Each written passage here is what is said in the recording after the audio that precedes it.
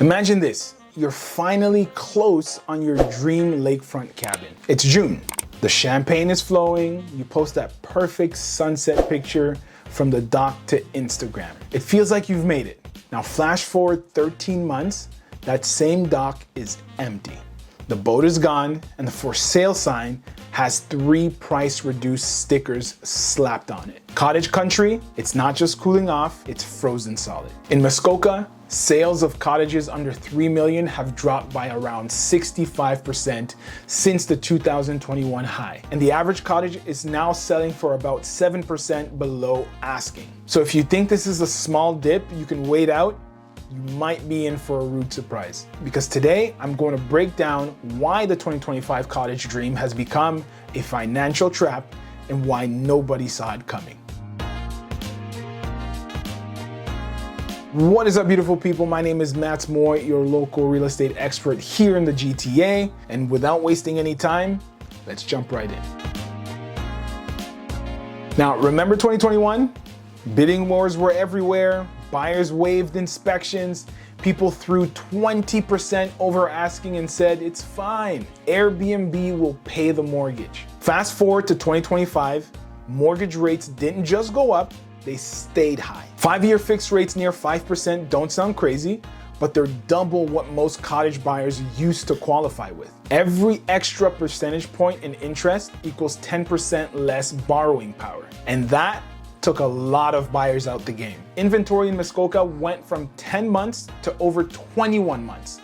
That's more than double the supply and way less demand. That's a market no longer in balance. It's sliding.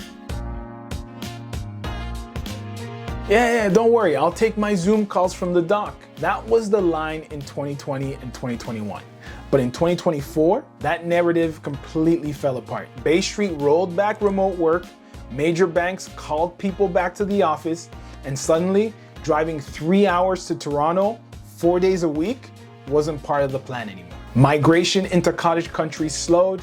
In some areas, it reversed. People bought expecting a permanent shift. What they got was a temporary perk with an expiration date. Now, renting it out for a few weeks to cover the mortgage, that worked once, right? But now, fees are up. Cleaning and staff, it's expensive. Insurance premium, completely through the roof. Some towns even slapped on a 5% rental tax. It all adds up, and you need to bring $35,000 plus in bookings just to break even. Meanwhile, rental rates are down 22% year over year. So what used to be a side income is now weekend liability. And some owners are racing to sell before winter hits. Now, even if you paid cash, your cottage is still costing you. A dock that cost $12,000 in 2019 now quotes at $25,000. Insurance premiums have doubled. Some properties are now uninsurable. Carbon tax hit $1.90 per liter in January. Fuel is up, heating costs are up, property taxes in many cottage towns are up 30%. The weekend escape now feels like running a second household. And when prices are falling, every bill stings just that little bit more. Now here's the twist. Cottages priced over 3 million, they're not hurting nearly as much. Cash buyers, no mortgage, no rental income needed. In fact, luxury sales grew from 28% to 35% this year. That tells us something. This crash is hitting the middle the hardest, not the top. The 1 to 2 million range, those buyers are getting crushed. Now, if you're finding this breakdown useful and want to stay ahead of these shifts, smash that subscribe button and hit that little notification bell. I post market deep dives like this every single week. Let's get back to the video. We've officially flipped. Fear of missing out powered the boom. Now we've got FOFR, which is the fear of further ruin. In 2021, should I bid higher? Now in 2025, how low do I have to go? Lower prices become new comps. New comps lower the next appraisal. So the feedback loop begins. It just keeps getting lower and lower and lower. Once the joy is gone and it feels like financial burden, cottage buyers completely disappear overnight.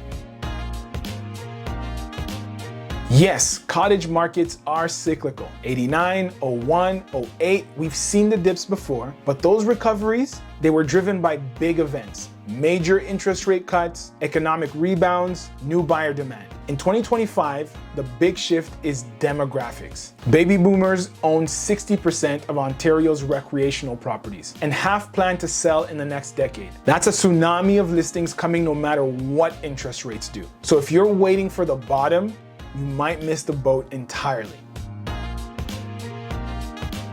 Now let's be real, pain for some equals opportunity for others. We're already seeing 15% drops from 2021 peaks, especially on smaller lakes. And if you're buying right now, here's what to do. Try and stay within 1 hour of a major city. Make sure there's year-round road access, budget $10,000 per year just for maintenance, and be ready to negotiate. Sellers are now including a whole lot of things, including boats, furniture, even prepaid taxes. If you play it smart, 2025 could be your best entry point.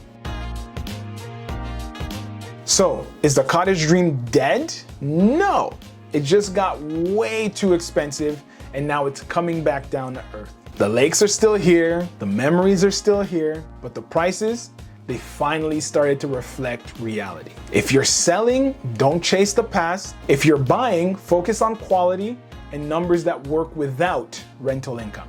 Do that, and 2025 won't be the year the market died. It'll be the year you bought someone else's broken dream for a fraction of the price. Let me know what you think in the comments. Is cottage country completely done, or are we seeing the best deals in over a decade? So if you like this video, go ahead and smash that like button, subscribe to the channel. And as always, my name is Matt Moore, your local real estate expert here in the Greater Toronto area, and I will see you in the next one.